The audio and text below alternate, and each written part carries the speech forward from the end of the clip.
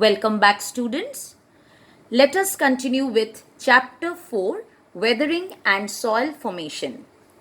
Now, what is weathering?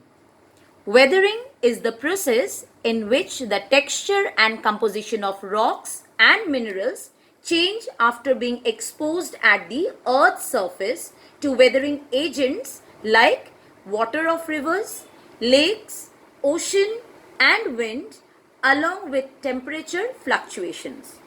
These changes usually occur in situ. What is the meaning of situ? The original place. Rocks, minerals, and soils change under the action or influence of certain environmental forces. Now we'll focus on the difference between weathering and erosion. Erosion is the process by which soil and rock particles are worn away and moved elsewhere by the action of wind, water, or ice, whereas weathering does not involve any moving agent of transport. What it is? It is the process by which rocks are broken up into fragments or decomposed at the Earth's surface, either by extreme temperatures, rainwater, or biological activity. So, we can say that weathering does not involve any movement of rock material. Therefore, weathering is a static process, whereas erosion is a dynamic process. Now let's focus on the different factors affecting weathering. The first one is climate. Meteorological elements like moisture, temperature, wind, etc. determine the pace and speed of physical or chemical weathering. Weathering occurs fastest in hot and wet climates and occurs very slowly in hot and dry climates. Like for example, in tropical rainforests, equatorial regions including South America, Africa, Indonesia, and Southeast Asia. Whereas chemical weathering rates would be rapid because these regions have both high temperatures and plenty of rainfall. In very cold and dry areas, there is very little weathering. Next factor is type of rock. Depending on the composition, rocks may weather quickly or slowly, as the property of the rock also changes. A rock which is made up of the mineral quartz, it weathers slowly, whereas rocks made up of feldspar, calcite, and iron weather quickly. The third factor is topography. Topography directly affects weathering by exposing the rocks to the sun and wind. Elevated areas will be affected much more and the lower areas will be affected less. Slopes that receive more sun rays and rainfall, they have a higher chance of experiencing weathering at a faster rate. Next one is vegetation. A rock surface that is covered by vegetation is always protected from weathering, but rock surfaces that are bare, they weather to a great extent. Next one is surface area. Most weathering occurs on exposed surfaces of rocks and minerals. The more surface area of a rock, the more quickly will be the rate of weathering. So we can say that when a block is cut into smaller pieces, it has more surface area. That means the smaller pieces of the rock will weather faster compared to the large block of rock. Next one is pollution. Pollution is also an important factor which speeds up the weathering process. Factories and cars, they release higher percentage of carbon dioxide and other gases into the air. These gases in turn, they dissolve in the rainwater, causing acid rain. Acid rain, it contains nitric and sulfuric acid, causing rocks and minerals to dissolve. Now we'll focus on the different types of weathering.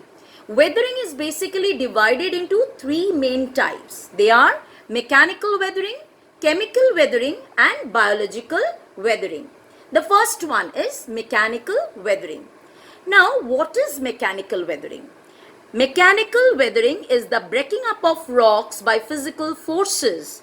In this natural process, physical forces, they split the rocks apart, but they do not change their composition, what they are made of. Ice wedging, pressure release, plant root growth and abrasion, they all can lead to mechanical weathering. Now this mechanical weathering is also known as physical weathering. Ice wedging. When water freezes, it expands. When it freezes in the cracks and pores of the rocks, the force of its expansion is very strong. That splits the rocks apart. This process is called ice wedging, which can break huge boulders. Ice wedging is very common in places where temperatures rise above and they fall below the freezing point of water, which is 0 degrees Celsius or 32 degrees Fahrenheit. Whereas in cold areas, water seeps into the cracks of rocks during the daytime. At night, the water freezes and expands, cracking the rocks even more. So this continual freeze and thaw cycle, they causes the rocks to split and break into small pieces. Next one is pressure release. A rock deep within the earth is under great pressure from surrounding rocks. Over time, Earth's forces can push the rock up to the surface or the overlying rocks, and sediment can wear away. In either case, the pressure inside the rock is still very high, but the pressure on the surface of the rock is released. This release of pressure causes the rock to expand. As the rocks expand, cracks form in it, leading to exfoliation. This entire process is sometimes referred to as onion skin weathering. Why? Because the rock surface breaks off in thin layers very similar to the layers of an onion. Next one is abrasion. Now what is abrasion? Abrasion is the process of wearing down by friction, the rubbing of one object or surface against another. The force of moving water alone can wear away particles of rock. Water also causes rocks to tumble downstream. So this tumbling rocks wear down as they grind against the riverbed and against each other. Ocean waves beating against a rocky shore also wear down rocks by the process of abrasion. Next type of weathering is chemical weathering. Minerals in rocks also undergo chemical changes when they react with water as well as air. Chemical weathering is the breakdown of rocks by chemical reactions that change the rock's makeup or composition. The most common chemical weathering processes are oxidation, hydration, carbonation and solution. The first one is oxidation. It is a chemical reaction between some minerals in rocks and the oxygen present in the air. This process changes iron minerals in rocks from a light grey color to a brown-red color, which is known as rusting. The change in color, it clearly shows the change in the composition of the rock. This chemical reaction causes the rocks to break up. Second one is hydration. When water gets in contact with the minerals of a rock, it easily dissolves the minerals that are present in that particular rock. As a result, some new compounds are produced. This entire reaction is called hydrolysis.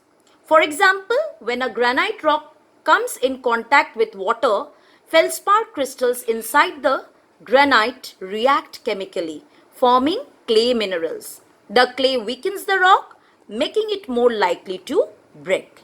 Next one is carbonation.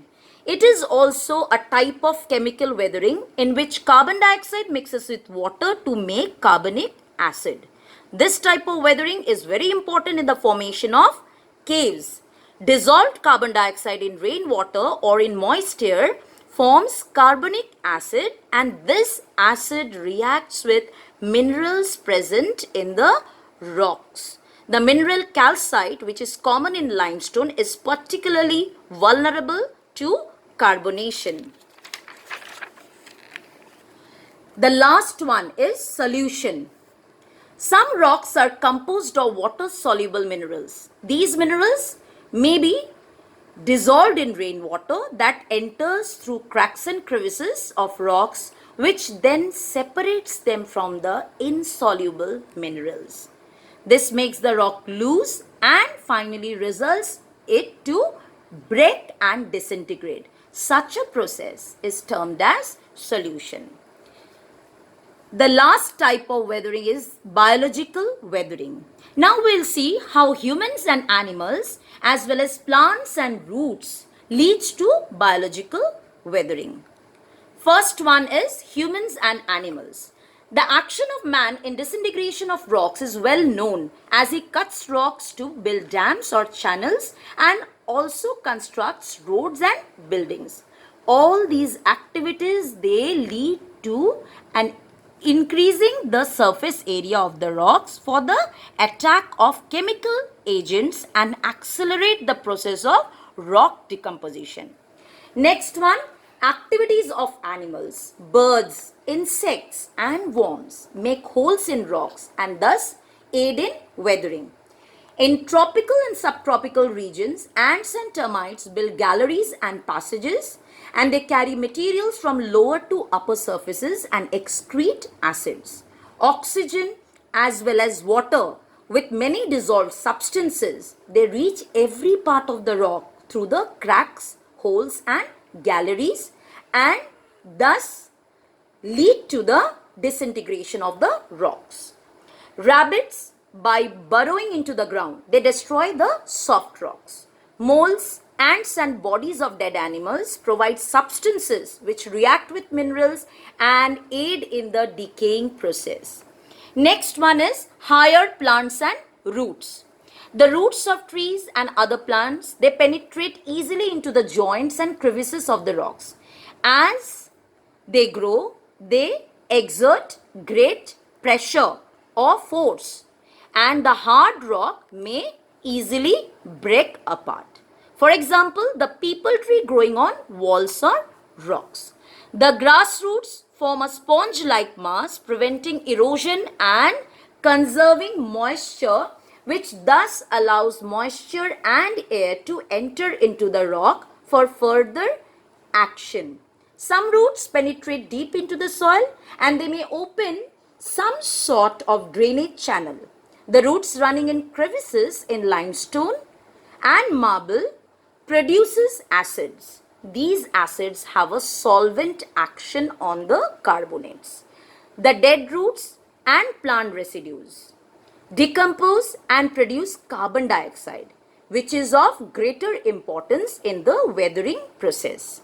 Some of the effects of weathering are landslide, mud flow and soil formation. Thank you.